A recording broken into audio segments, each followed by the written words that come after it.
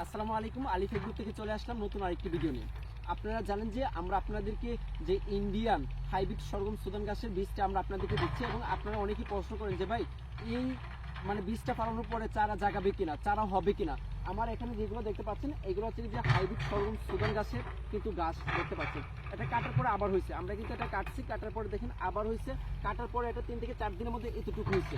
এখন যদি আমরা আপনাদেরকে একটু দেখানোর চেষ্টা করি যে আপনারা কিভাবে চাষ করবেন এবং আমাদের বীজটা কিরকম হয়। এটা হচ্ছে কি যে আমাদের বীজটাই দেখেন, আমাদের বীজটা হচ্ছে কি যে এরকম হবে। আপনার এই যে হয়তো দেখতে পাচ্ছেন এই যে আমাদের বীজের কালার এরকম। এবং আপনারা অনেকে বলেন যে ভাই আমি কিভাবে চাষ করবো। চাষ করার জন্য সাধারণ কোনো কিছু করতে হবে না, একদম আপনি কি বলেন জমিটা হাল চাষ করবেন। আমার যদি নিচের দিকে একটু ক্যামেরাটা দেখায়, এটা কিন্তু প্রথমে হাল চাষ করা হয়েছে। হাল চাষ করার পর বীজগুলো আপনার ছিটিয়ে ফেলানো হয়েছে। যেভাবে আপনারা সার বাইন করেন, সার ফালান জমিতে, এভাবে কিন্তু ছিটিয়ে ফেলে দিবেন। তো ছিটিয়ে ফেলানোর পরে বীজগুলো মাটি দিয়ে রেখে দিবেন, আপনারা উপর দিয়ে মই দিয়ে দিবেন, তাহলে বীজগুলো মাটির নিচে চলে যাবে। এনাফ, আর কিছু করতে হবে না। আর বীজগুলো যখন বীজ থেকে যখন গাছ বের হবে, একটু বড় হবে, তখন একটু পানির ব্যবস্থা করবেন এবং একটু সারের ব্যবস্থা করবেন। এভাবেই কিন্তু আপনি এই উচ্চ ফলন ফলাতে পারবেন।